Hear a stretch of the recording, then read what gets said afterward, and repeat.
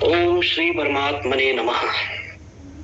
मुंडकोपनिषद प्रथम मुंडक, द्वितीय खंड और मंत्र संख्या 4।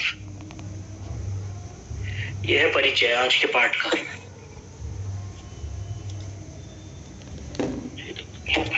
और पाठ क्या है आज का? जो तीसरे मंत्र में हम बात कर रहे थे अग्निहोत्र वाले मनुष्य की, कि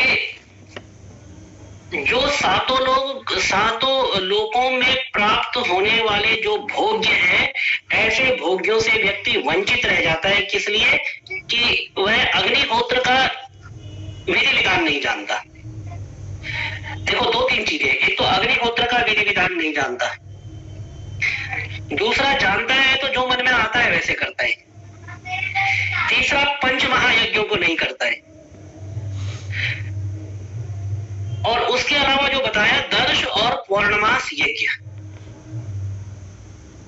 तो 30 साल तक चलने वाले ये यज्ञ है। संजय जी उस दिन नहीं थे तो एक बार रिपीट कर दूं। 30 साल तक चलने वाले ये यज्ञ है, दर्श यज्ञ और पूर्णमास यज्ञ। पौर्णमास यज्ञ बोलते हैं। 30 साल तक लगातार किया जाता है और 6 याग दोनों में होते हैं। 12 यागों का एक समूह है ये। और भी बड़े विस्तार से इसके बारे में हमने पिछली बार, ज्यादा विस्तार तो नहीं पर एक सामान्य परिचय उसका दे दिया था। इसी तरह से और भी है। अब लोग क्या करते हैं कि शास्त्र विधि की अवहेलना कर देते हैं, और शास्त्र विधि की अवहेलना करने से होता क्या है कि यज्ञ तो पूरा हो जाता है, आपने जैसे तैसे कर दिया, शास्त्र विधि से यज्ञ नहीं किया, लेकिन यज्ञ का फल प्राप्त नहीं होता। और इसमें सबसे बड़ी जो परेशानी आती है, आप किसी को शास्त्र विधि बताना भी चाहो, ये मेरा व्यक्तिगत अनुभव भी है, किसी को शास्त्र विधि बताना भी चाहो तो वो नहीं देखते कि ये बता रहे हैं या ये जरूरी है, इसको कर लिया जाए। वो कहते हैं हमारे यहाँ तो ऐसा होता है। अब तुम्हारे यहाँ ऐसा होता तो करो फिर इसीलिए जो है जब पूछा जाए तो अवश्य इस बारे में बात करनी चाहिए।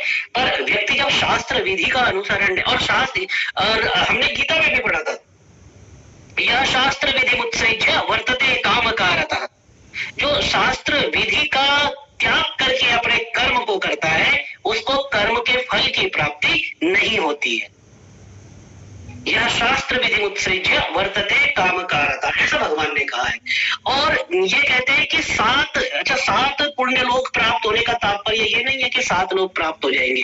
7 पुण्य लोकों का ऐश्वर्य आपको इस मृत्यु लोक में प्राप्त हो जाएगा, लेकिन व्यक्ति इससे वंचित क्यों हो जाता है? क्योंकि वह शास्त्र विधि की अवहेलना कर देता है। जैसा मैंने बताना भी चाहो, कहते हैं हमारे यहाँ ऐसा होता है। लोक परंपराएं अपनी जगह ठीक है, लेकिन लोक परंपराएं एक अब दर्श पूर्णमास यज्ञ कर रहे हैं, प्रतिदिन आप हवन कर रहे हैं, उसमें आपकी लोक परंपराएं तो काम नहीं करेंगी। ठीक है, किसी व्रत उपवास आदि में कर सकती है। गणेश संकट चौथ का व्रत होता है, कोई लोग चांद देखने पर तोड़ते हैं, कि कहीं परंपरा है, कहीं रात को 12 बजे तोड़ने की परंपरा है, कहीं तिथि टू तिथि रखने की परंपरा है। यहाँ पर परंपराएं चल सकती है क्योंकि विधि का विधान नहीं है, केवल समय का नियमन किया जा रहा है। लेकिन जहां पर विधि का विधान हो वहां पर परंपराएं नहीं चलती है। अब इसी के बारे में आगे बताते हैं कि अग्नि का वर्णन करते हैं।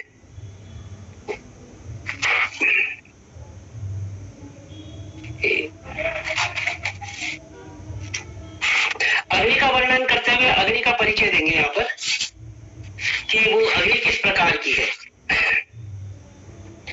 क्योंकि जब हम यज्ञ करते हैं, हवन करते हैं, तो सभी ने इसको देखा होगा कि सप्त जिह्वा बनाई जाती है, और सप्त जिह्वा बनाने के बाद उनको हम प्रतीक मानते हैं कि ये अग्नि की 7 जिह्वा है, 7 टंग्स। ये अग्नि की 7 जिह्वाएं, ऐसा हम मानते हैं। और वो जो लपटें निकलती है उनको 7 जिह्वाओं का नाम दिया गया है, और उनके नाम बताते हैं। जो अग्नि की जो 7 जिह्वाएं हैं, क्योंकि अग्नि की बात क्यों कर रहे हैं? क्योंकि दूसरा जो मंत्र था, तीसरा जो मंत्र था, तीसरे मंत्र में बात की गई कि अग्निहोत्र कैसे करना चाहिए, विधान बताया गया। अब चौथे मंत्र में कहते हैं कि वो अग्नि, जो हविष्य आप डालते हैं, उसको अग्नि लेकर के जाता है देवताओं के पास। तो उस अग्नि का परिचय होना भी आवश्यक है, जो आपका सामान लेकर के आपके पुण्य कर्मों को आपके विधि विधान को लेकर के अग्नि तो लेकर के जाएगा, देवताओं के सामने रखेगा, हाँ जी ये व्यक्ति वहां पर, अमुक व्यक्ति वहां पर बैठ करके यज्ञ कर रहा था। अग्नि ने कहा कि जब उसने मुझे हविष्य दिया तो उसने वो बाजार से लाई हुई हवन सामग्री नहीं थी, उसने जौ तिल चावल बूरा ये सब मिला करके, घी मिला करके, और पूजा वाला घी नहीं मिलाया था उसने जो अपने लिए खाने के लिए घी लाया था वो वाला घी मिला करके उसने हवन सामग्री बनाई थी।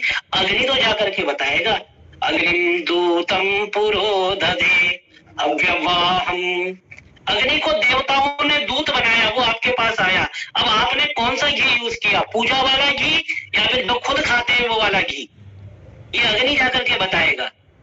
आपने कौन सी हवन सामग्री यूज की, जो आप बाजार से लाते हैं या जौ तिल चावल बूरा ये सब मिला करके आप जो बनाते हैं वो वाली इस्तेमाल की, ये सब अग्नि जाकर के बताएगा। इसीलिए अग्नि का परिचय होना आवश्यक है। अग्निम दूतम पुरोदधे देवम हव्यवाहम, देवताओं ने अग्नि को दूत बनाया और सबसे आगे रखा कि जाओ यज्ञ में तुम जाओ पता करके, और तुम हमारा मुख भी हो, आहरण करना कि कहीं कोई डालडा नहीं डाल रहा हो, कोई पूजा वाला घी, पूजा वाला घी, और भी बहुत से पूजा वाला तेल भी होता है। ये चीजें तो कोई इस्तेमाल नहीं कर रहा है, लोग कहते हैं कोई नहीं देख रहे सस्ता लगा लेते, बहुत सारी परंपरा ऐसी मैंने देखा है। तो वो क्या करते हैं, वो अग्नि चेक करता है वहां पर, यही तो जाकर के बताता है, कोई नहीं देख रहा है, ऊपर वाला सब देखता है, तो वो देखता रहता है एक एक करके। तो अब उसका परिचय देते हैं अग्नि का, कहते हैं काली कराली च मनोजवा च सुलोहिताया च सुधूम्रवर्णा स्फुलिंगिनी विश्वरुचि च देवी लीलायमाना इति सप्तजिह्वाः। ऐसे इसको एक बार वाचन कर लेते, काली कराली च मनोजवा च, याद रखिए नामों को, एक एक नाम सीधे सीधे आ रहा है। सबसे पहला नाम है काली, ऐसे किसी को काली बोल दो तो मारने के लिए आएगा, लेकिन यहाँ पर अग्नि का नाम है काली। काली कराली च मनोजवा च सुलोहिताया च सुधूम्रवर्णा स्फुलिंगिनी विश्वरुचि च देवी लीलायमाना इति सप्तजिह्वाः। ये अग्नि की 7 जिह्वाएं, जिनका नाम है, सबसे पहली जिह्वा का नाम है काली, दूसरी है कराली। अच्छा, काली से तात्पर्य यहाँ ब्लैक नहीं है, भगवती कालिंका जो काली है उसका परामर्श यहाँ पर लेना, क्योंकि संस्कृत में काला शब्द ब्लैक के लिए है ही नहीं। कई लोग ये अर्थ कर लेते हैं जो धुआं निकलता है लकड़ी काली हो जाती है तो एक नाम काला इसलिए काली रख दिया होगा। काली हिंदी में शब्द है, संस्कृत में नहीं है, उसके लिए श्यामा शब्द है जिसको हम बोलना चाहते हैं। काली से हिंदी में जिसको हम बोलते हैं उसको श्यामा बोलते हैं। अब शब्दों का देखिए, किसी को श्यामा बोलिए उसको कितना प्यारा लगता है, और किसी को कालू बोल दो, काली बोल दो, कितना फर्क है शब्दों में। इसीलिए भाषा वो बोलो जिस भाषा में किसी को अगर थोड़ा सा परिहास भी करना हो किसी के साथ में तो उसमें भी जो है सौम्यता झलके। किसी को श्यामा बोल दो, खुश हो जाएगी, मुझे श्याम की श्यामा या तुलसी या क्या क्या बोल दिया, है काली ही है, लेकिन श्यामा बोल दो। और किसी को काली, तो यहाँ पर इसीलिए काली शब्द जो है संस्कृत में काले ब्लैक अर्थ में है ही नहीं, काली शब्द वहां भगवती काली के अर्थ में है केवल। काली कराली, कराली कराली मतलब भयंकर। अग्नि की लपटें जब भयंकर हो जाती है, पहले काली है, काली भी भयंकर रूप में है। यस्मात् चंडम चामुंडम च गृहीत्वा त्वमुपागता चामुंडेति ततो लोके ख्याता देवी भविष्यति। अब भगवती जब चंड और मुंड के सिर लेकर के जब काली आ गई तो वो वही काली चामुंडा बन गई, उसी ने अपने स्वरूप को और ज्यादा विकराल कर लिया। अब यहाँ पर जब वो काली, ये जो भगवती अग्नि का जो रूप है, वो जब थोड़ी सी अग्नि की लपटें और ज्यादा प्रचंड हो जाती है तो कराली हो जाती है। काली कराली च मनोजवा च, मनोजवा, मनोजवा कहते हैं अग्नि जो है मन के समान, जव, जव मतलब गति, मन के समान गति से जो चलने वाली है उसको अग्नि कहते हैं। और अग्नि की लपटें कब बढ़ जाए कब कम हो जाए कुछ पता नहीं चलता। सुलोहिताया च सुधूम्रवर्णा, सुलोहिता, अग्नि को सुलोहिता, लोहित शब्द अर्थ है लाल रंग के अर्थ में, तो सुलोहिता, अब अग्नि की जो लपटें होती है, जब अग्नि बहुत ज्यादा प्रचंड हो जाती है तो ऑरेंज या कुछ लाल कलर में अग्नि जलती है, इसलिए उसको सुलोहिता कहा जाता है। और अग्नि का वो सुंदर रूप माना गया है, शुभ्र लोहित रूप जो है शुभ्र रूप माना गया है, अग्नि का सुंदर रूप माना गया है, इसलिए इसको सुलोहिता, ये लाली लिए हुई होती है। सुलोहिताया च सुधूम्र वर्णा, और धूम्र वर्ण वाली, धूम्र वर्ण मतलब धुएं के वर्ण वाली, धुएं के रंग वाली अग्नि होती है। और अग्नि को धूम केतु भी बोलते हैं। धूम के केतु शब्द अर्थ होता है चिन्ह का। अग्नि का जो चिन्ह है वो धुआं है, इसलिए उसको धूम केतु भी बोलते हैं, धुएं के चिन्ह वाली। कहीं दूर जंगल में, कहीं दूर से आपको धुआं दिखाई दे रहा है, आप बहुत दूर खड़े किसी दूसरे पहाड़ पर आपको धुआं दिखाई दे रहा है, तो अनुमान क्या लगाएंगे कि अग्नि जल रही है। यत्र यत्र धुआं तत्र तत्र अग्नि, कि जहां जहां धुआं है वहां वहां अग्नि है, ऐसी व्याप्ति बना लेंगे। तो अग्नि का आपको आभास किससे हुआ?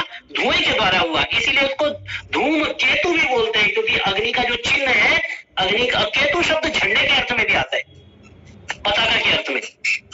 जो ध्वजा होती है उसको भी, पताका को भी वो केतु बोलते हैं। तो ये धुएं के झंडे वाली है।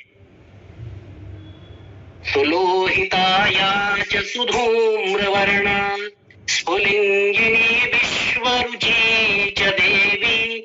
स्फुलिंगिनी, स्फुलिंगिनी कहते हैं इसको, जो चिंगारियों के रूप में निकलती है। चिंगारी कोई भड़के होता है ना, तो ये चिंगारियों के रूप में जो निकलती है इसको स्फुलिंगिनी बोलते हैं। और अंगारों के रूप में, धड़कते हुए अंगारों के रूप में, चिंगारियों के रूप में जो अग्नि निकलती है। जब यज्ञ की अग्नि निकलती है तो काली भी होती है, कराली भी होती है, मनो, ये अग्नि की जिह्वाएं है। जब वो बहुत ज्यादा प्रचंड रूप में हो, मध्यम प्रचंड रूप में हो तो काली है, अत्यंत प्रचंड रूप में जब हवन की अग्नि हो तो कराली है, जब बहुत जल्दी जल्दी जल रही हो तो वही मनोजवा है। और मतलब उसकी वो जिह्वा उस समय एक्टिव है, ऐसा समझ के चलना। सुलोहिता, जब अग्नि अत्यंत रक्त वर्ण, लाल वर्ण में दिखाई दे रही है तो समझना सुलोहिता जिह्वा इस समय जो है अग्नि की चल रही है। और जब धुआं ज्यादा निकले, जब आप कहते हो कि धुआं हो गया हवन में, अग्नि ठीक से प्रज्वलित नहीं हो पाई, वो भी अग्नि की एक जिह्वा है जिसे इसको धूम्र वर्ण कहा जाता है। स्फुलिंगिनी, जब अंगारे धड़कने लगे, चिंगारियां निकलने लगे, तो समझना कि स्फुलिंगिनी अग्नि का जो जिह्वा है वो इस समय जो है सक्रिय है। विश्वरुचि च देवी, अब विश्वरुचि शब्द से कहा कि विश्व, सब ओर से प्रकाशित जो हो जाए। जब अग्नि लगे हवन कुंड में, हर तरफ से प्रकाशित हो रही है, और हर तरह से अग्नि जो है हवन की जो आहुतियां हैं उनको स्वीकार कर रही है, तब समझ लेना विश्व रुचि, समस्त विश्व को जो अच्छी लगने वाली है। रुचि मतलब अच्छा लगना, समस्त विश्व जिसको अच्छा लगता हो, इस समय वो पूरे हवन कुंड में प्रदीप्त होकर के आपकी आहुतियों को, जितने चारों तरफ से लोग बैठे हैं सबकी आहुतियों को स्वीकार कर रही है, क्योंकि पूरे हवन कुंड में अग्नि प्रज्वलित है। तो रुचि हो गई, मतलब उसको पसंद आ गए सारे के सारे लोग, आपका यज्ञ सफल हो गया। तो विश्व रुचि, अग्नि की ये जिह्वा उस समय समझना एक्टिव हो गई है। उस समय अग्नि इस जिह्वा से अपना जो है हवन का आहरण कर रही है। विश्वरुचि च देवी, अब देवी, अब ये विश्वरुचि देवी, ये दोनों एक ही नाम है। देवी सबके साथ कर लीजिए आप, काली देवी, कराली देवी, मनोजवा देवी, सुलोहिता देवी, ऐसे काली देवी सबके साथ जोड़ लीजिए। और ये अग्नि की 7 लपलपाती हुई जिह्वाएं हैं। लेलायमाना इति सप्त जिह्वा, लेलायमाना मतलब लपलपाती हुई है अग्नि की 7 जिह्वाएं हैं जो आहुतियों को लेती है। और अग्नि को जो है आहुति देते समय ये समझिए कि अगर अग्नि प्रज्वलित हो गई तो अग्नि भोजन ग्रहण करने के लिए देवता तैयार हो गए हैं। अग्नि प्रज्वलित करने का तात्पर्य यह है कि देवता भोजन ग्रहण करने के लिए तैयार हो गए हैं। उस समय अग्नि प्रज्वलित करने के बाद चलिए थोड़ा ब्रेक लेके चाय पी लेते हैं, थोड़ा बात करने लग गए, थोड़ा फोन आ गया, उस समय नहीं करना चाहिए। देवता भोजन के लिए तैयार हो गए, अग्नि प्रज्वलित हो गई, देवताओं ने मुंह खोल दिया और आपका तब तक कॉल आ गया। अब देवता क्या करेगा बताइए? बोलेगा खिलाना है खिला, नहीं खिलाना मत खिला, क्योंकि देवता हमारे अधीन थोड़ी है। देवता हमारी भक्ति के अधीन है, हमारे फोन के अधीन नहीं है। तो इसीलिए वहां पर देवताओं को, अब आपके खाने की सब कुछ तैयार हो गई, प्रचंड भूख लग गई, थाली भी रख दी आपके आगे, फिर बोले कि थोड़ी देर में देते हैं, तो हमें भी तो अच्छा नहीं लगेगा। तो इसीलिए देवताओं को भी जब अग्नि प्रज्वलित हो जाए, समझिए देवताओं का मुंह खुल चुका है, इस समय उनको भोजन की आवश्यकता है। उस समय किसी भी प्रकार का कोई दूसरा कार्य करना देवताओं को उनके भविष्य से वंचित करने के बराबर है। और किसी व्यक्ति को भोजन के लिए आमंत्रित कर देना, आपने आमंत्रित किया है देवताओं को, अग्नि प्रज्वलित किया आपने, अग्निम दूतम पुरोदधे हव्यवाहम, आपने मंत्र बोल करके अग्नि को प्रज्वलित किया है, आपने अग्नि को वहां पर बुलाया और उसके बाद आपका फोन आ जाए, आपने थाली लगा करके बिठा दिया और खुद गायब हो गए। ये सोचिए कितना बड़ा पाप है। इसीलिए यज्ञ विधान को शास्त्र विधि के अनुसार करना चाहिए, अग्नि की सप्त जिह्वाओं को समझना चाहिए। और जो अग्नि की सप्त जिह्वाओं को नहीं समझता है और जो अग्नि के इस ज्ञान को नहीं प्राप्त करता है, वो समझिए अपनी सारी की सारी आहुतियां बुझी हुई राख में डाल रहे हैं। जो शास्त्र विधि का अनुसरण नहीं कर रहा है, जो अग्नि के स्वरूप को नहीं समझता है, और उसके बाद आपको यही नहीं पता अग्नि का मुंह कहां पर है। धुआं आ गया, आपने आहुति डालनी बंद कर दी कि ये तो धुआं है, अभी आग जलाएंगे तब दोबारा करते हैं, तब जाके वो होगा। अरे वो भी तो सुधूम्र वर्णा एक अग्नि की जिह्वा है। तो इस तरह से यदि अग्नि के स्वरूप को समझे बिना जो करता है, वह केवल बुझी हुई अग्नि में समझिए अपनी आहुतियों को दे रहा है। जो शास्त्र विधि को नहीं समझता है, जो अग्नि के स्वरूप को नहीं समझता है, वो यज्ञ करने के बाद भी यज्ञ का फल प्राप्त नहीं कर सकता। तो आज अग्नि के स्वरूप को समझ लिया है, तो उसी पर चिंतन करेंगे, कल फिर आगे बढ़ेंगे।